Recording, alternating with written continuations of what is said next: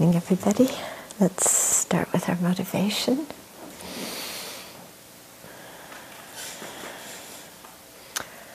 Just think of all the vast numbers of sentient beings all throughout the universe in various realms, each one having their own individual experience. Some in the human realm, some in the God realm, some in the hell realms. So many sentient beings everywhere. Some who are happy, many who are miserable. And yet all of them inside their own hearts, what they just want is to be happy and to avoid misery. But because they don't know what the cause of happiness is and what the cause of suffering is, though they want happiness, it seems as though they're running away from it and creating the cause for misery. And although they don't want misery, it seems like they're running towards it, creating so many causes. And so somehow, for a very short period of time, we have this human body and mind and some awareness of what this situation is for sentient beings, ourselves included. And this ability to understand the situation and look at what its causes are, see if they can be eradicated, and see what the resulting state of liberation is. Because we have this space in this very short time of a human life, we have a very precious opportunity. And because all these other sentient beings have been kind to us, past, present, and future, we need to use our opportunity without squandering it and do something that will benefit both them and ourselves. And so if we practice the Dharma, transforming our own minds with the intention of attaining supreme enlightenment, then that fits the bill of doing something that benefits others as well as oneself, and takes advantage of the preciousness in this small little time period we have as human beings. And so let's cultivate that intention right now, make it very strong and firm in our own minds.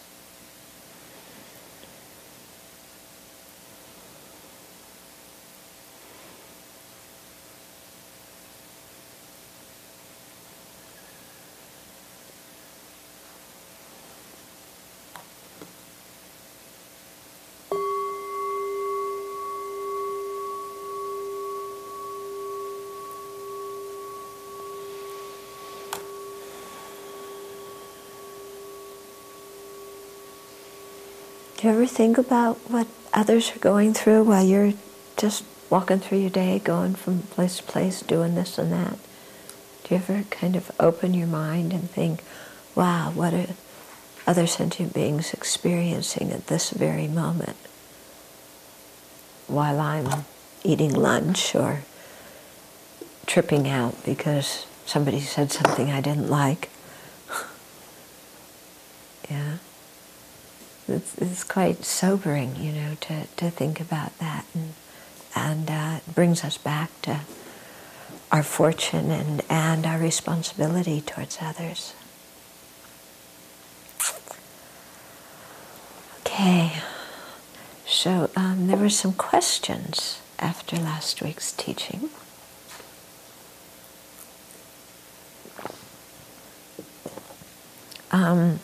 First of all, just to make very clear, when I was talking about the permanent, partless, independent self, that one is an acquired grasping, in that we got it from wrong philosophies and due to some kind of wrong way of thinking, wrong kind of logic or reasoning. So it's something that is completely made up by the mind. You know, this kind of either a permanent, partless, independent creator that's external, or a permanent, partless, independent self that is me. It's something that's completely the creation, you know, of our own mind due to wrong ways of thinking, wrong kinds of logic. So it's something that's fabricated. It's not innate. Okay, we may sometimes feel, oh, I feel permanent. Okay, but that's our grasping at permanence. Whereas having a permanent, partless, independent soul or self is something different. You know, it's this notion, like I said, of, you know, some kind of external creator or soul that's quite independent. Okay, so then the first question was from somebody online who said, how are you reborn repeatedly without a soul? In other words, what continues throughout lives? Now, a prasangika would answer this, how are you born repeatedly with a soul? Okay? The idea being that if you think, okay, what is a soul? Yeah, a soul is something that's permanent. It doesn't change. Okay? It's partless, so it's one unified monolithic thing. You know, it can't change can't be more than one thing. And it's independent of causes and conditions, which means that other things can happen, but nothing would affect it. Okay, so if you had a soul that was like that, could such a thing go from one life to the next and carry karma? No. You know, because just the fact of creating karma means change, doesn't it? Yeah. And if something is the same in one life and the same in the next life, and nothing has changed whatsoever, then how could that continue or carry karma or have any effect at all? You know, if there was something that was independent of causes and conditions, then karma would be created, but it couldn't affect such a soul. Okay? So if you really look at what having a soul would entail, then you'd see that such a thing can't really carry karma, because carrying karma, you know, involves changing. And creating karma involves change, and experiencing the result of karma involves change. It means being susceptible to the influence of other causes and conditions. Okay? So, if, you know, we can see where this kind of question would come from, because it seems somehow sometimes so secure to have a permanent soul, a permanent something that is always me, because then when death comes, oh, okay, there's something that's always me that's never going to change, that won't go out of existence when death comes. So holding on to the idea of a soul prevents a nihilistic fear of death, thinking that death means everything ceases altogether.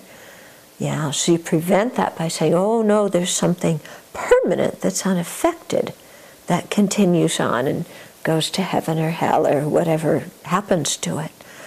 But if you really think deeply about the properties that are being attributed to such a soul or Atman or whatever, you know, could something like that really do what you're thinking it's going to do? could something like that actually exist? Okay? So then somebody's going to say, well, what carries the karma? What goes from life to life? Yeah? And so here is where I think the idea of a river is quite useful. Yeah? Because a river is a continuity, and yet can we find something that is the river? Yeah, we have Spokane River now, okay? Well, it's not just now, but I mean, when I used to live in other places, sometimes we didn't have a river to refer to. But, you know, Spokane, there's the Spokane River. And and we talk about it like it's something and we all know what it is. But when we ask what exactly do the words Spokane River refer to? Yeah. Is it upstream? Is it downstream? Is it the sides of the river? Is it the water? Is it the bottom? Is it the silt? What exactly are we referring to when we say Spokane River? Yeah? When we search for something that is it, we can't find it.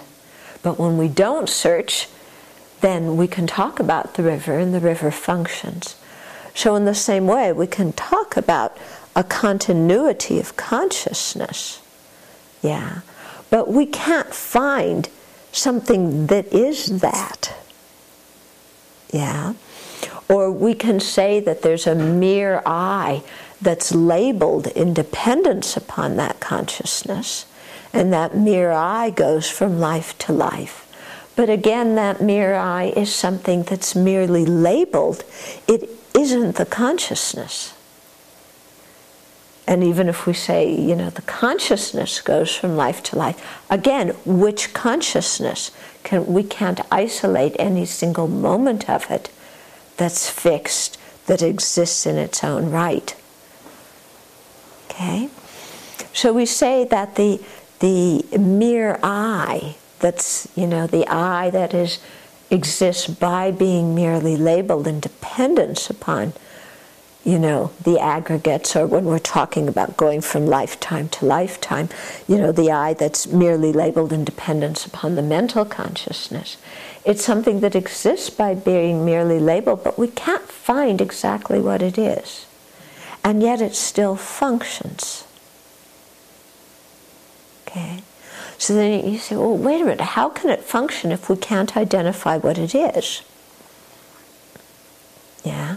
Well, if we could identify what it is and draw a line around it and say, this is the mental consciousness that is me, then that mental consciousness would have to be permanent, wouldn't it?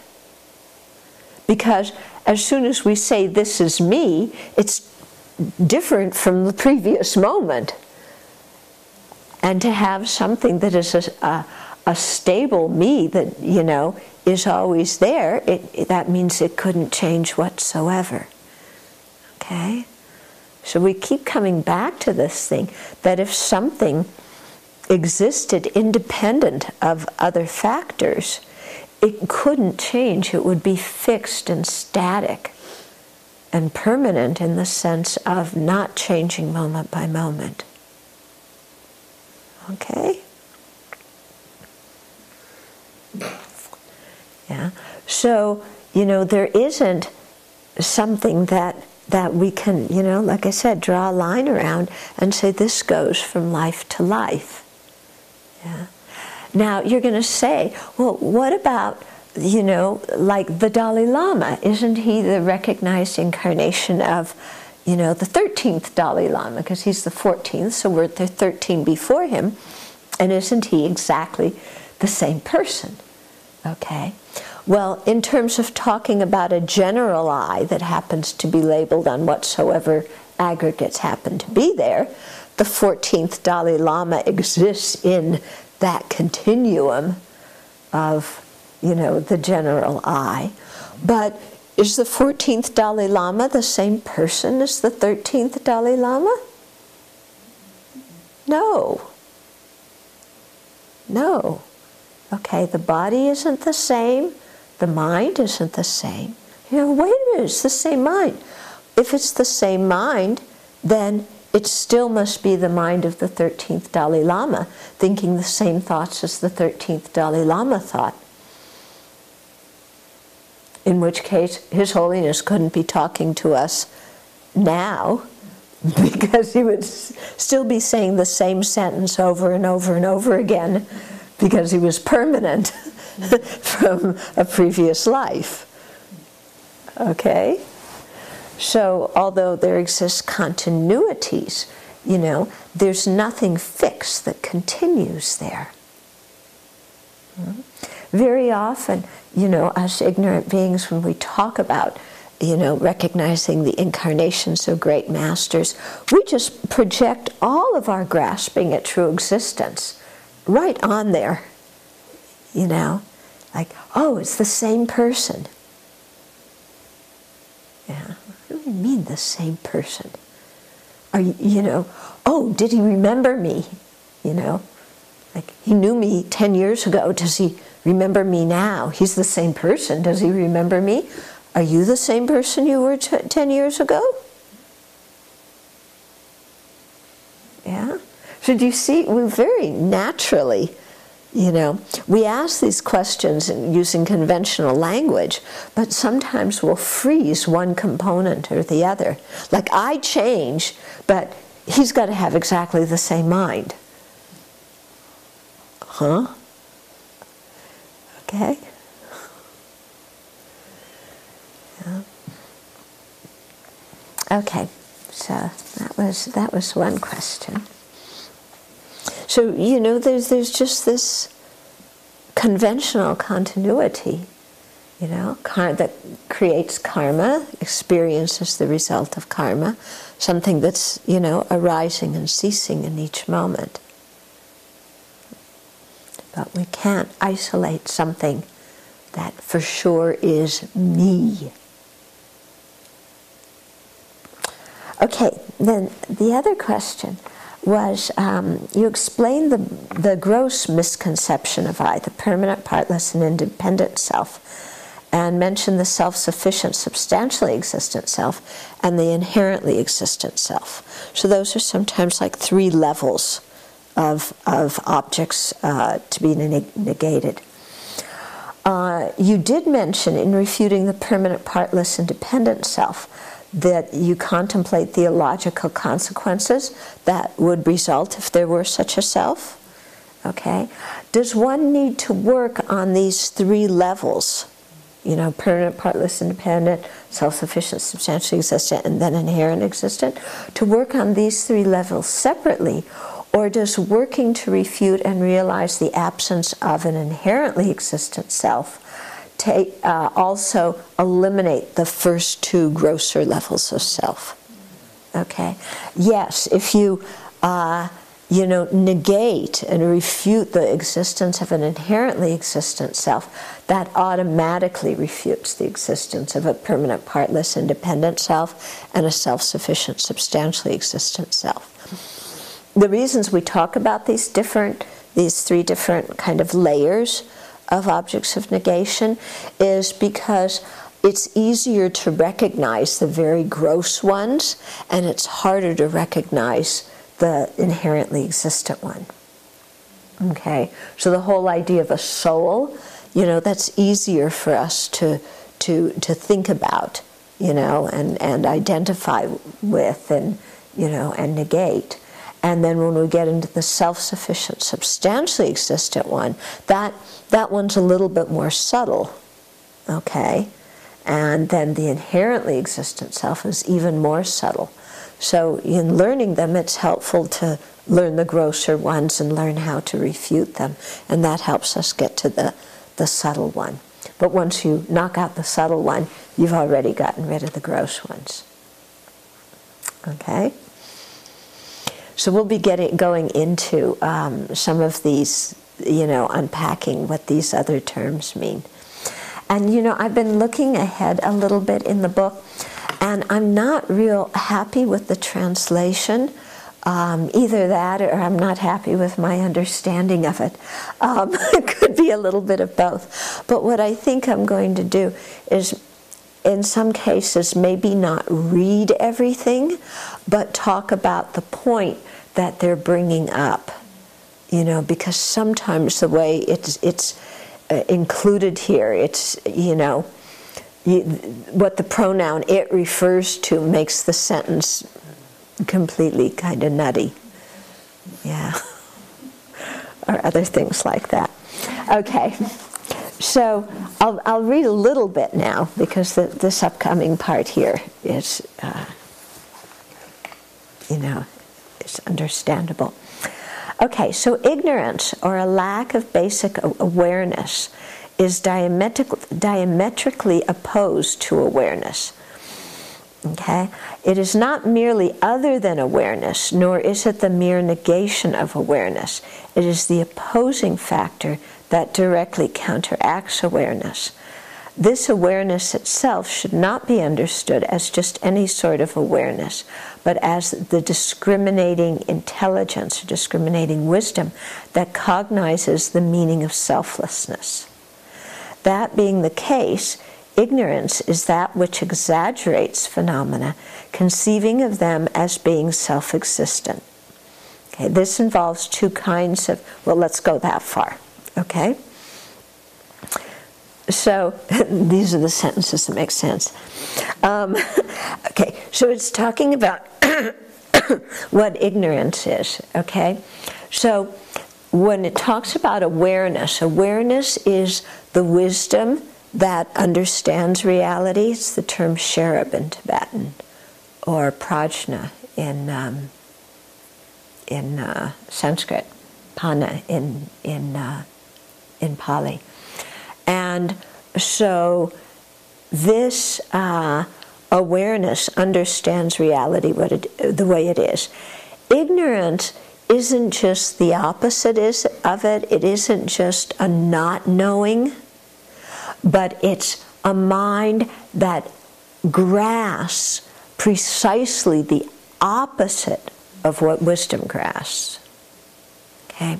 Now, the lower schools, when they, when a Sangha, for example, talks about ignorance in his text, the Compendium of Knowledge, their ignorance is just like a darkness, okay? It's a not knowing. Yeah? And in the Pali tradition, it's described that way too. It's a not knowing. In the Prasangika viewpoint, it's not just not knowing, it's actively grasping the opposite of what actually exists.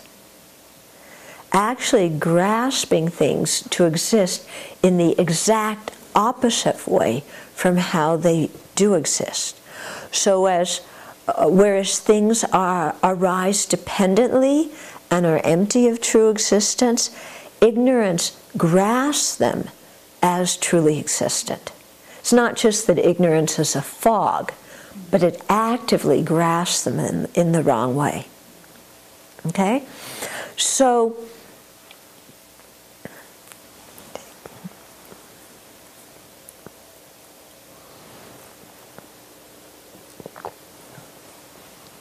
then we have to see, well, how do things exist, and how does ignorance grasp at the opposite way? But sometimes there's a little bit of a translation thing here to look at. The word grasp in Tibetan is zin.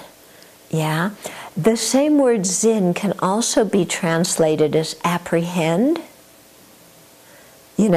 as in just apprehending something. So that word doesn't always mean, grasping it truly existent. It can mean just apprehending something. It's often, even when it's used in the context of grasping at true existence, some translators call it conceiving, the conception of true existence. Okay? And it was used that way in here. Okay? Conceiving true existence. Conceiving inherent existence. I feel that translation gives us slightly the wrong impression. it is a conceptual mind. Okay, in that way, that translation is accurate. It's not a directly perceiving mind. It's not ignorance doesn't directly perceive things as inherently existent, because there's no inherently existent things you can directly perceive.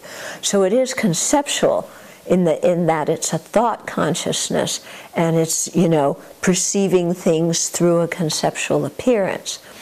However, when we think of concept, our American, or Western connotation of concept is a very gross kind of concept, isn't it? We think of it as I'm sitting here thinking in words. Yeah? When you think of thought or concept, don't you think of it as, you're deliberately sitting here talking in words in your mind. And then you say, well, that's not great. That doesn't make sense, because I'm not sitting here looking at people thinking, oh, they're truly existent. So how can you say that, I have the conception of true existence that's operating? Because I don't even know what it is. How can I sit and think that people are that? But actually, when we're talking about concept here, we're not talking about that gross kind of thinking concept that we use. It's a very, very subtle kind of concept. And so that's why I think I prefer the word grasping, because it doesn't confuse us in thinking that it's just a thought, like we usually think of thought. And also because the word grasp, grasp is intense, isn't it? Grasp has some feeling behind it. I am grasping it as inherently existent. I am holding on tight. It is like this. Whereas you say, I'm conceiving it as true existent. Well, I'm conceiving it like, I think of the Wizard of Oz. I conceive the Wizard of Oz. We don't get the same force or power of it. Yeah? Whereas it's a mind that really grasps, that holds on to things. It exists like this. I am sure this is how it exists. It's not just, philosophically pondering. But here we're talking about the innate grasping. The acquired grasping is philosophical pondering. But the innate grasping grows with us from one life to the next. And it just comes, in babies and animals. You don't have to have language and sit there and be thinking in your head. It's just, hold, grasping as hard as you can. Okay? So don't get confused about the terminology here. Okay? So now it continues. This involves two kinds of misconceptions of self, that of persons and that of phenomena. Okay? So the objects of these two are the objects of the mode of exaggeration projected onto persons and phenomena. That is the self of persons and phenomena. Okay, so what it's talking about is, generally speaking, when we use the word phenomena, it's synonymous with object of knowledge, existent object. It means anything, a phenomena means anything that exists. That's the general usage of the word phenomena. When we talk about the self of persons and the self of phenomena, okay, there, phenomena refers to everything that isn't a person. Okay? And specifically to a person's aggregates. Yeah? But also in the more expanded way to anything that isn't a person. So in that context, in self of person, self of phenomena, phenomena doesn't include persons. Okay? So we have a self of persons and a self of phenomena. We have a self-grasping of persons and a self-grasping of phenomena. And we have a selflessness of persons and a selflessness of phenomena. Now you're going to say, wait a minute, selflessness of phenomena?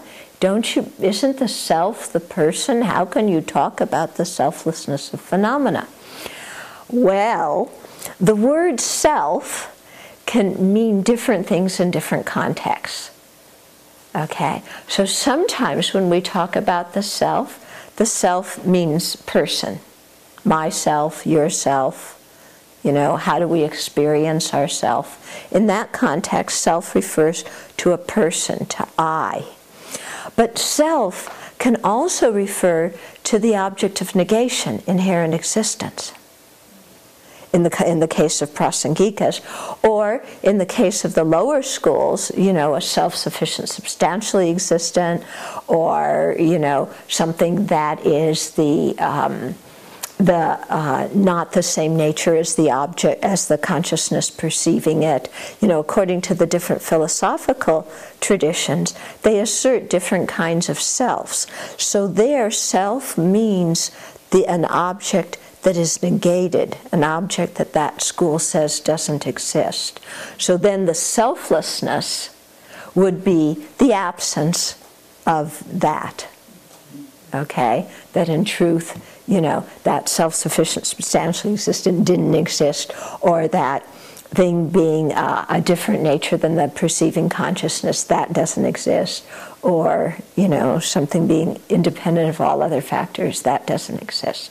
Okay? So just be aware that self can mean different things at different times. Is it synonymous? I don't know if I've heard the term, but it sounds familiar, like self-existence of self, or self-existence of phenomena. Okay.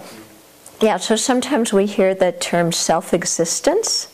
Yeah, so their self is also referring to the negative, to the object of negation. Yeah. And then different schools define self-existence differently according to what they think that object of negation is. But it would be appropriate to use the word in that way. Yeah. Self-existence of self, self-existence of phenomena. Well, you would usually say self-existence of person, self-existence of phenomena. Okay? Okay, now, let's see where it goes here. Because this,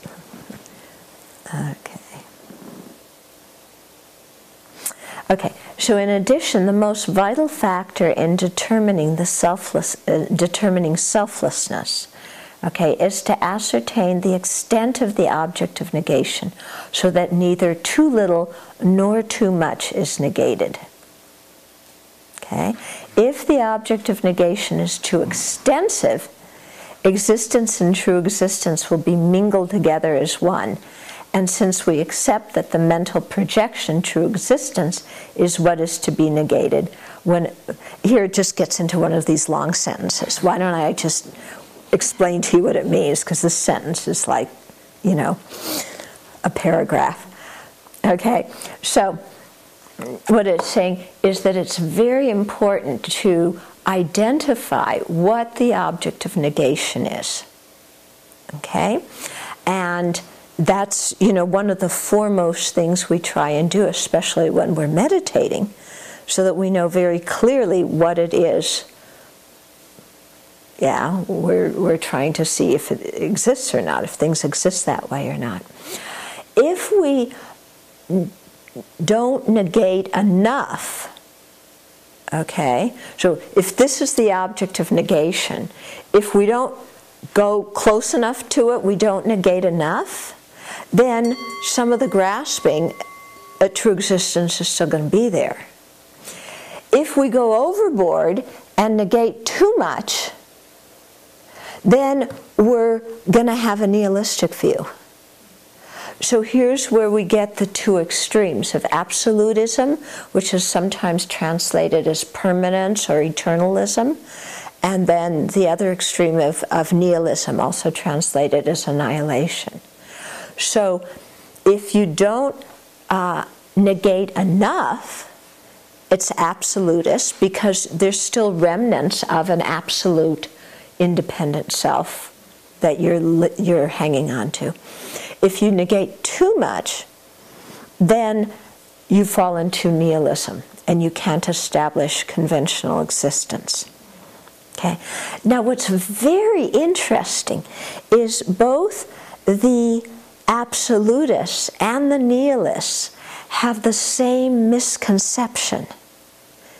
It's just they resolve it into opposite ways. But their misconception is the same in that they think existence and inherent existence are exactly the same thing. And they think non-existence, total non-existence, and emptiness, or the lack of inherent existence, are exactly the same thing. Okay? So both of them have this problem. Yeah, confusing conventional existence and inherent existence, thinking that they mean the same thing, and confusing total non-existence with the emptiness of inherent existence. Okay? So, the way they resolve that is if somebody comes along and says, okay, oh my goodness, you're negating inherent existence. That means you're negating all existence.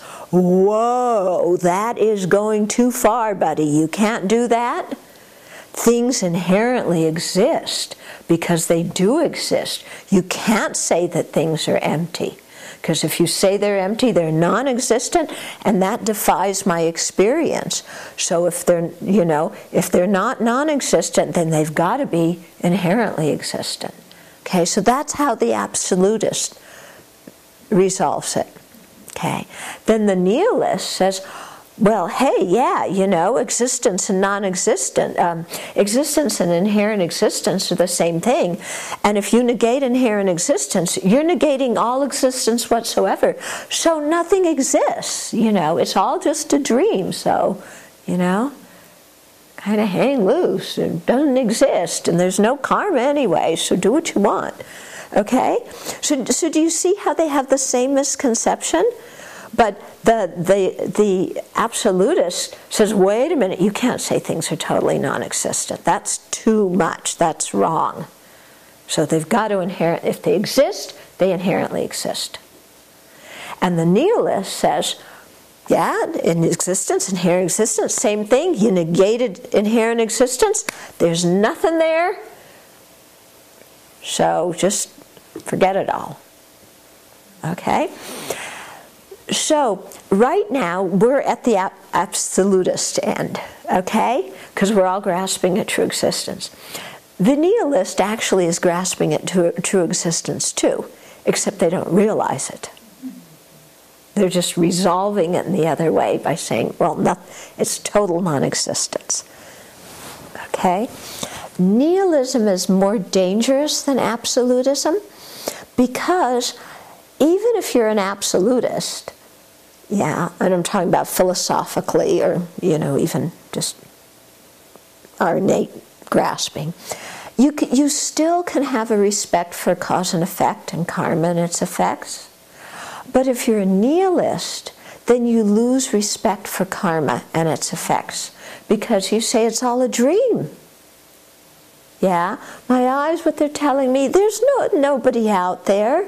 There's no real sentient being. I can do what I want. Nobody's going to experience any suffering. There's no real me. There's no real karma. They go to this kind of extreme like that. And that is very, very dangerous because with that kind of philosophical view, then you just do whatever and you don't take care of your actions because you think that they don't have any effect. Okay? So that's why, our teachers are constantly, when they teach us emptiness, they immediately establish conventional reality. Of course, we can't discern conventional reality, so we go right back to grasping at true existence.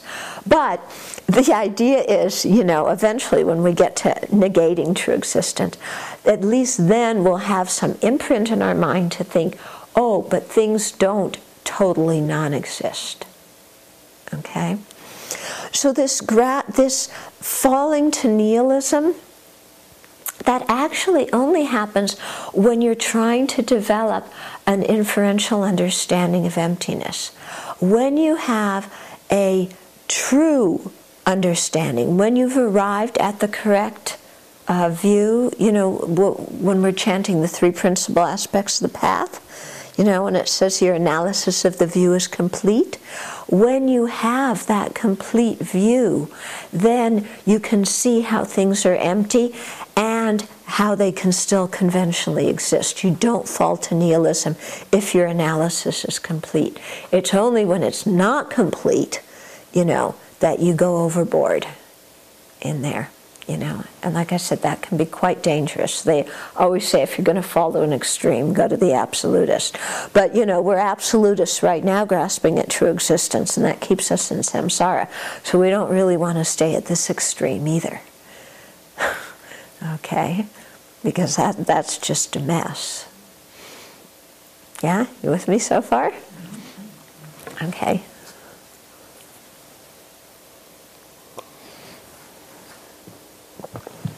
So this whole thing about avoiding the true extremes, this is the meaning of the middle way.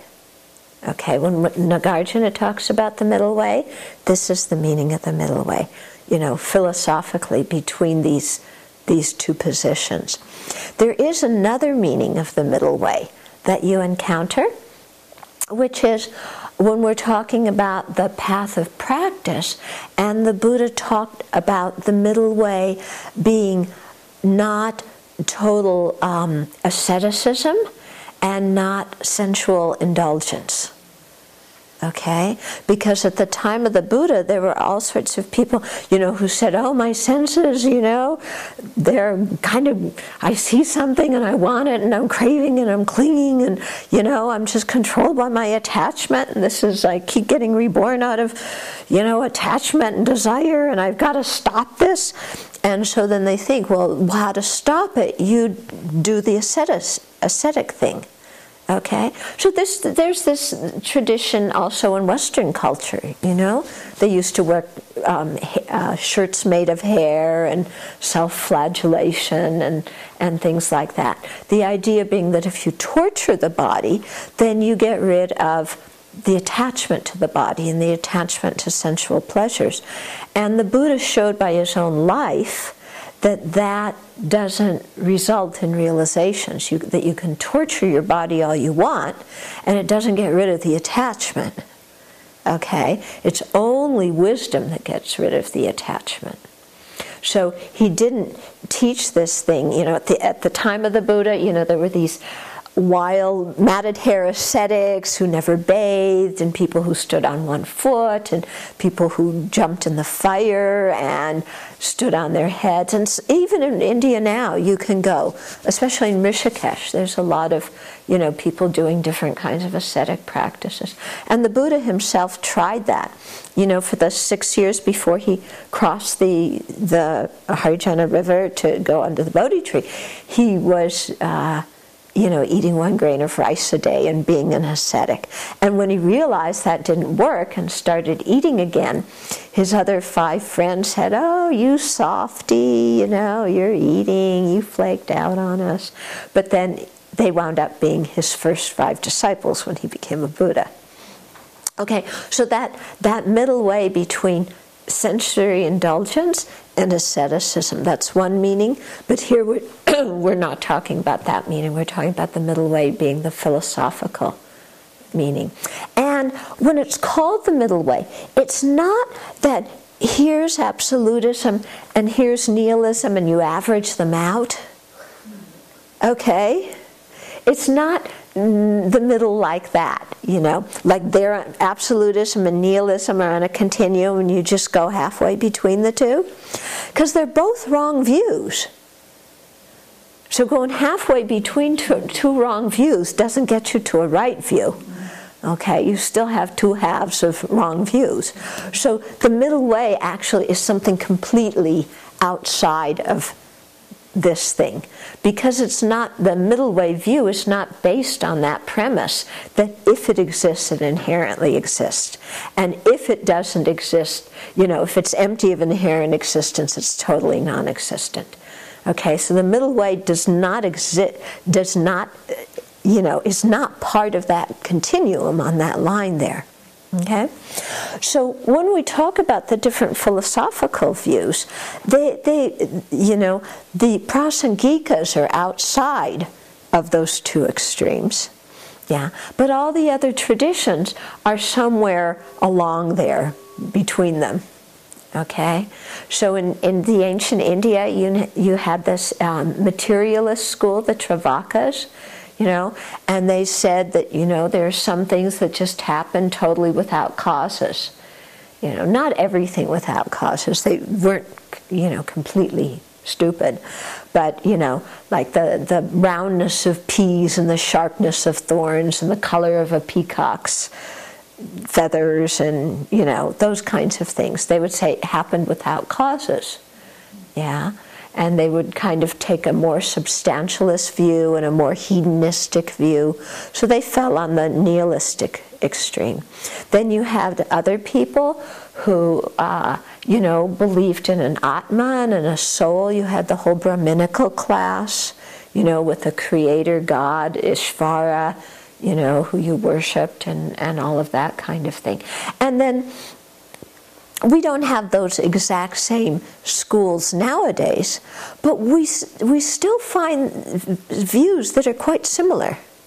Yeah, because you could take a completely scientific reductionist view and say, if I can't see it with my senses, it doesn't exist.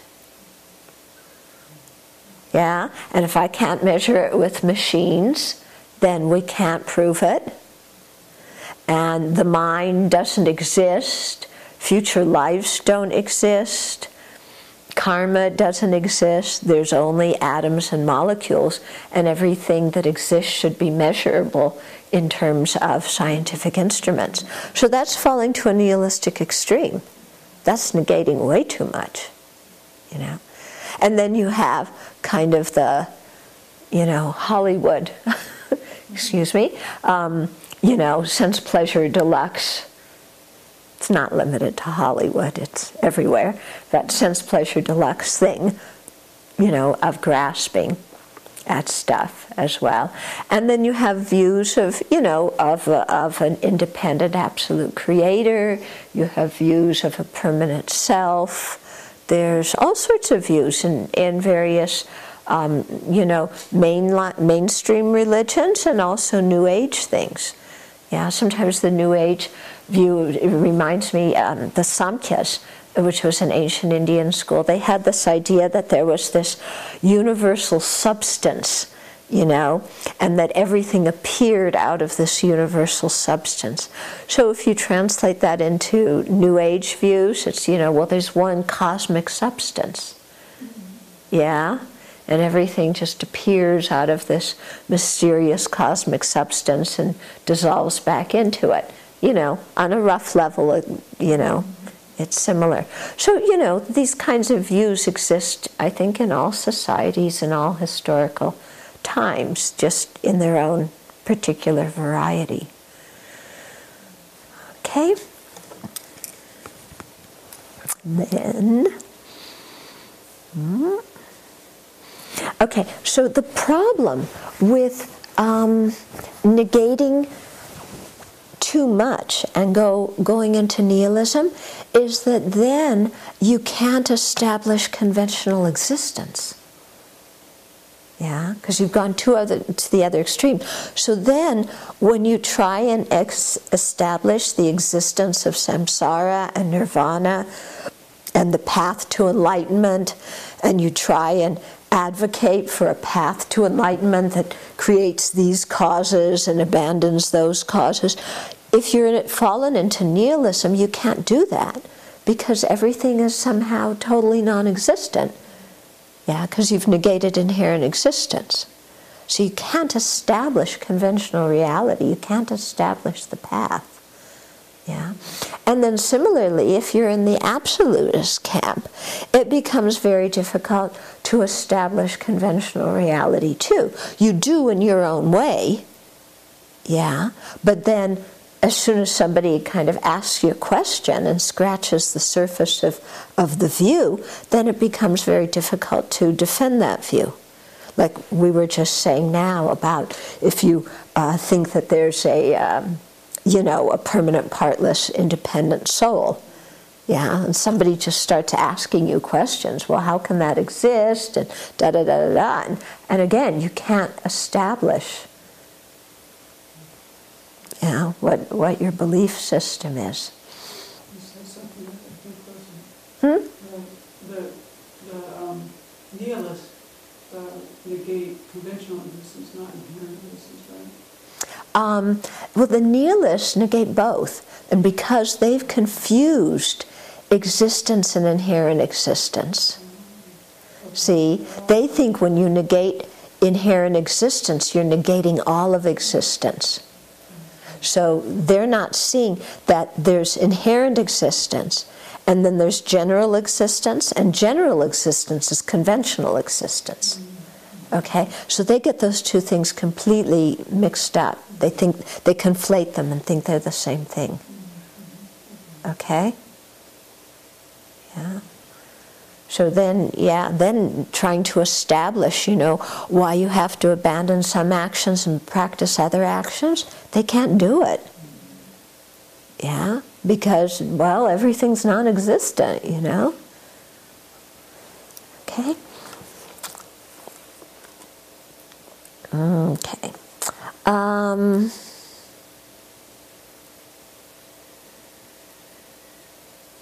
Yeah, so here it's just saying that when people can't establish valid existence, then they get very confused in how to present the basis, path, and result. We always hear these terms, basis, path, and result. Basis is conventional existence. Path is what you practice, and result is what you're aiming for. Okay, so, the two truths are the basis, ultimate truth, conventional truth. The path is, like your bodhisattva path, generating the wisdom, realizing emptiness, and also doing the method aspect of the path, those practices out of compassion. And then the results we're aiming for, the two Buddha bodies, the truth body and the form body of a Buddha. So we've been through this before. Do you remember?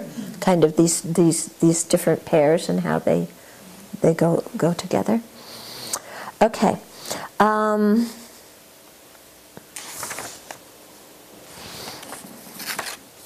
Okay. So if the object of negation is too narrow, which means you haven't negated enough, although the principles of the four seals of the Buddhist doctrine are unanimously acknowledged by all Buddhist traditions as being literally what was spoken, when we set out to identify the self which does not exist, that is referred to by the seal, all phenomena have no self, then the rest of the English here is difficult.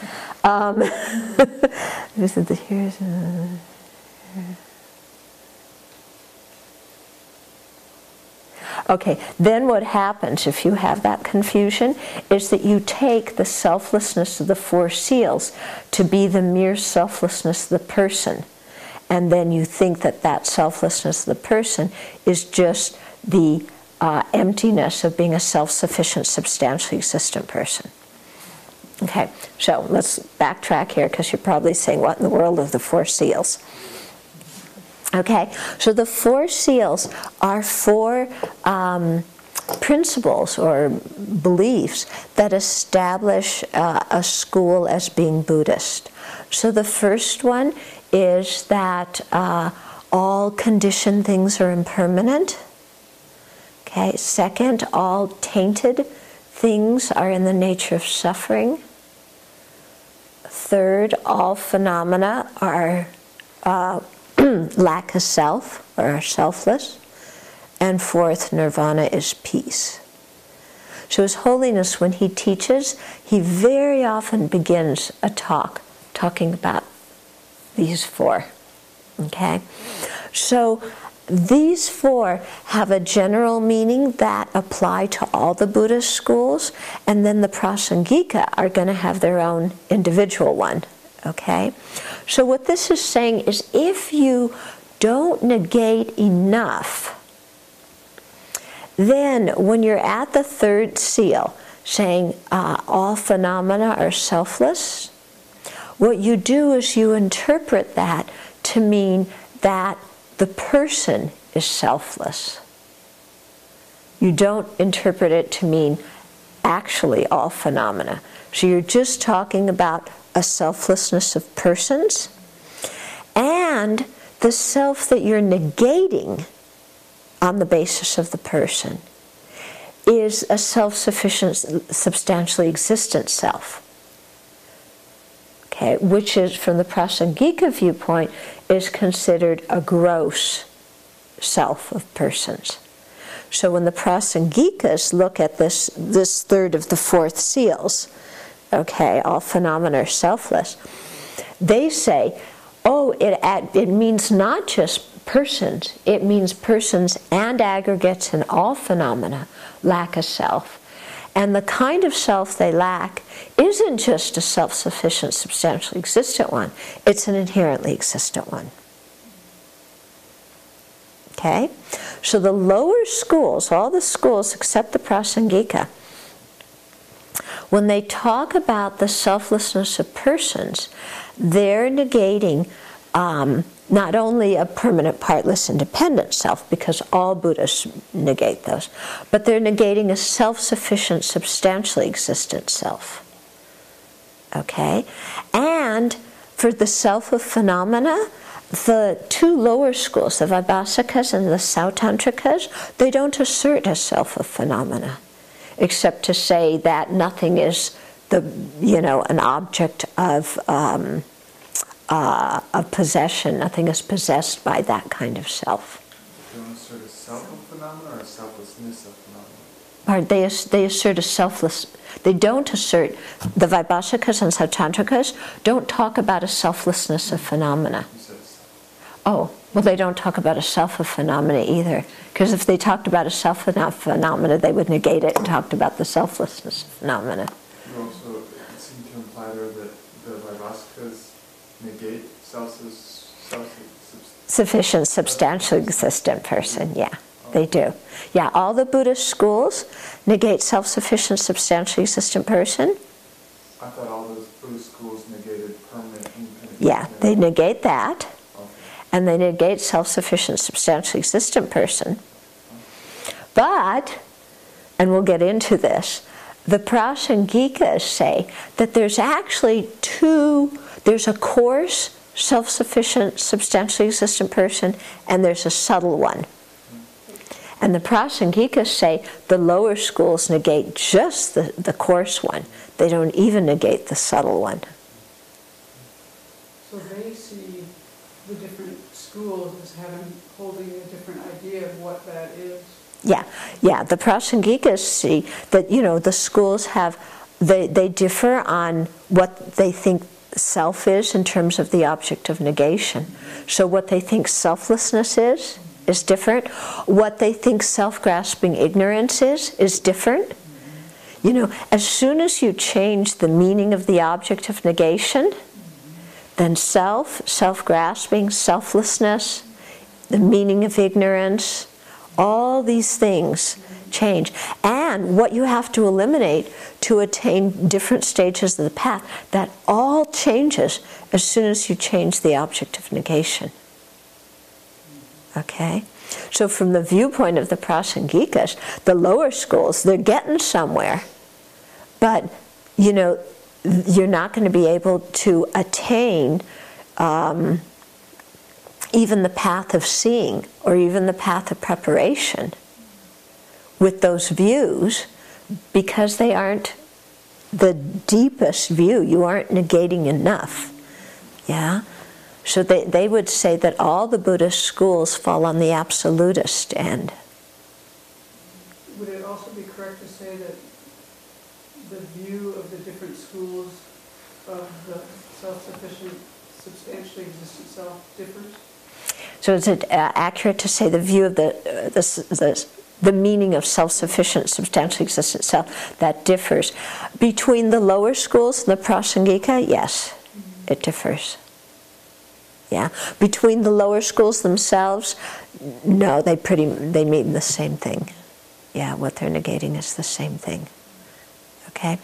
But what you have then is that so the Vaibhasikas and Satantrikas, they negate a self of persons, they don't really negate a self of phenomena. The Chittamadras and the Madhyamakas, they negate both a self on both persons and phenomena. Okay? Within the Madhyamaka, you have the Svatantrikas and the Prasangikas, and the Svatantrikas go more towards the lower schools on this, in that what they say a self of persons is a self-sufficient, substantially existent person. So to realize the selflessness of persons, you have to negate that kind of self. Okay? And then they say the self of phenomena is true existence, and you have to negate true existence on both persons and phenomena, and they put that as the selflessness of phenomena. Whereas the Prasangika, so for the Svatantrika, it's not just the object, the self or phenomena, it's the level of what you're grasping and what you're negating that determines selflessness of person and selflessness of phenomena. Okay? Because for the Svatantrikas, if you negate true existence on the person, okay, that is a selflessness of phenomena. Because they say the selflessness of person is just the non-existence of the self-sufficient, substantially existent person. Okay? You with me? No. No. Okay. I think that had to be later talk. Oh yeah, we're at 8:01. Okay. Next week. Next week. We'll go over it one more time. Okay. Okay, we'll go over one more time. Okay. So if you have self of persons and self of phenomena, okay, the Svatantrikas say that the self of person is self-sufficient, substantially existent person. Okay? The self-grasping of persons is grasping at a self-sufficient, substantially existent person. And the selflessness of persons is the absence of a self-sufficient, substantially existent person. Huh? The subtle form? Don't go into subtle gross right yet. Just stick with this. Okay. Then the Svatantrikas, when they look at the self of person, it means, or the self of phenomena, it means true existence, whether it's the true existence of a person or a true existence of a bell or a body or a mind. Okay?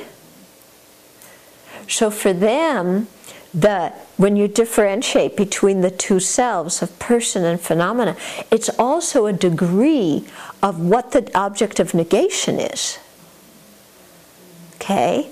Because the Svatantrikas will say the self of phenomena is true existence, whether it's the true existence of a person or true existence of other things. Whereas for the Prasangika, when they say selflessness of person, selflessness of phenomena, there's no difference in the object of negation between the two, because in both cases the object of negation is inherent existence. Okay? Okay. And so this gets into the whole thing, because the Svatantrikas say that an arhat, for example, if you negate self-sufficient, substantially existent person, that's how you can become an arhat. You don't need the selflessness phenomena. So it gets into all these different assertions of the different schools. Okay?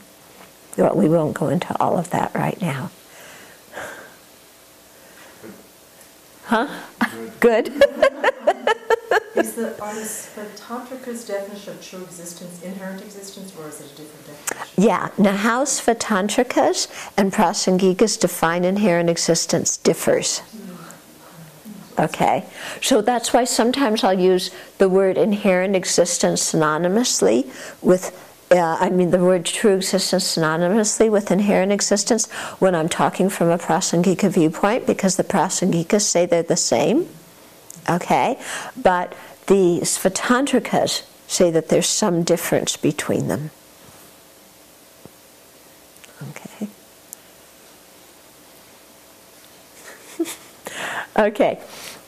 Now, some people in Spokane, we're going to have a much easier lesson right now, asked if I would talk a little bit about how you greet a teacher.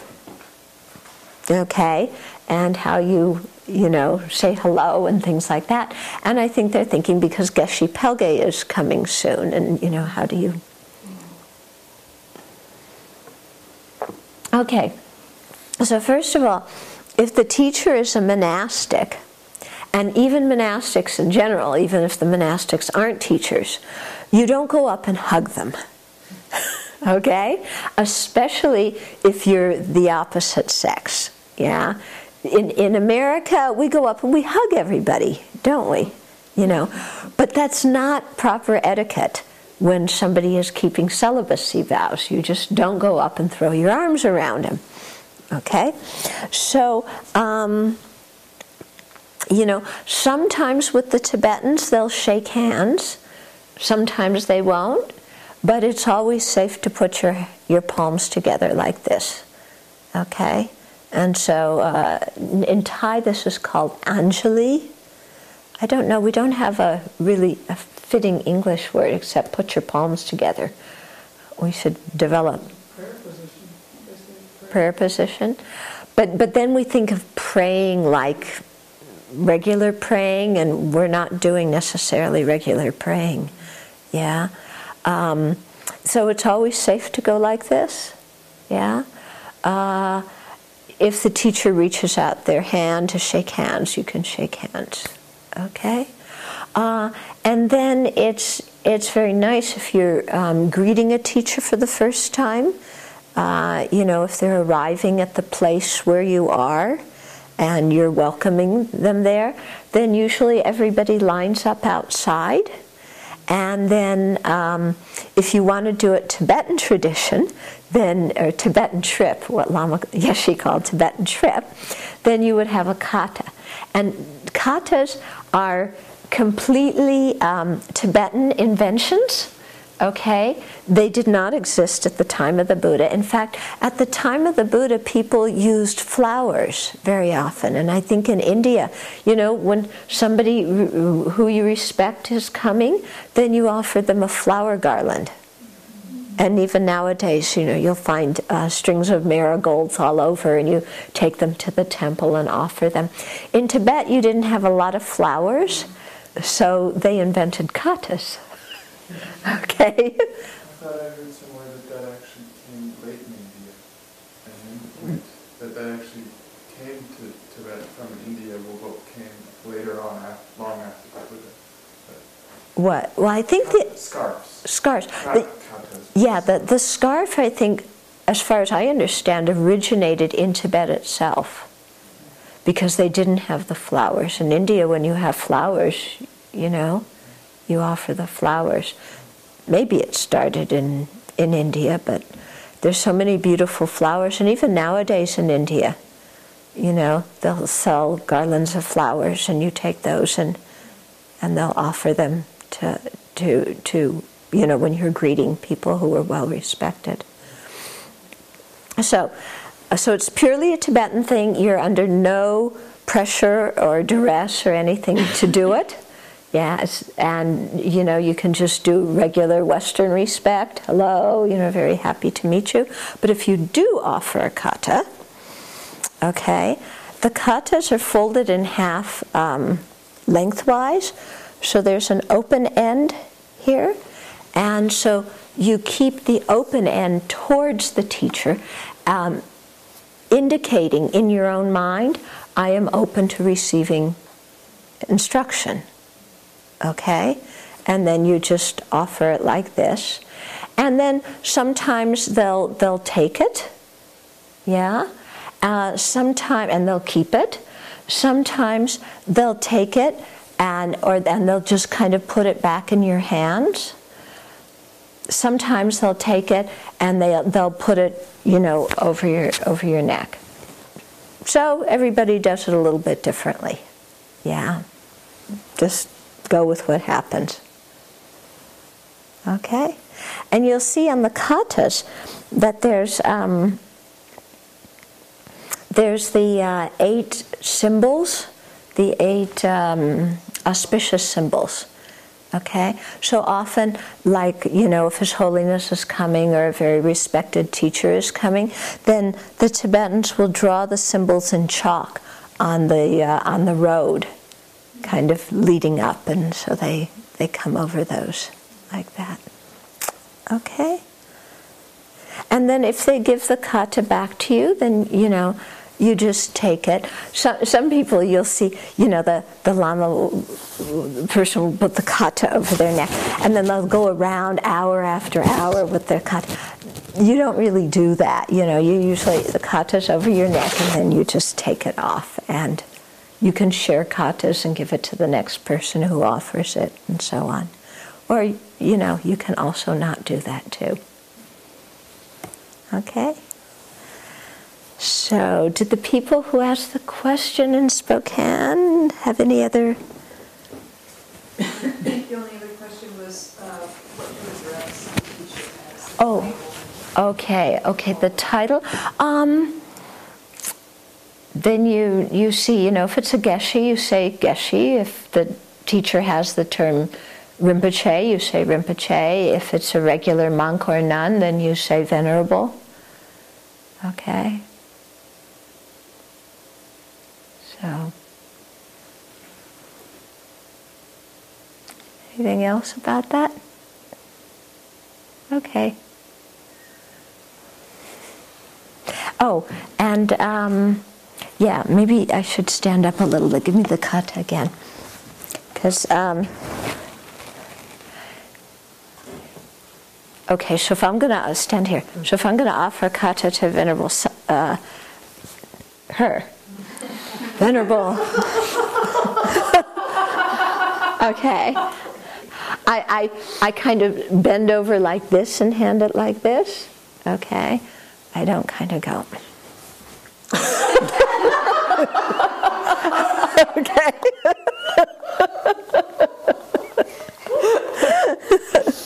Okay. And sometimes, like, at the end of a teaching or something, if you're making an offering and you use a kata, then it's traditional. If you're going to offer, if you're holding an envelope, you put the envelope down and then you offer the kata. And you don't have to kneel or anything like that. You can just bend over. You're talking about making offerings, not just shoving $10 bill in somebody's hand. Oh, yeah, okay. So also when you make offerings, then it's good to put it in an envelope. Yeah. So, always good to have a few extra envelopes in your bag, and do it like that. Is that what you meant? Yeah. Okay.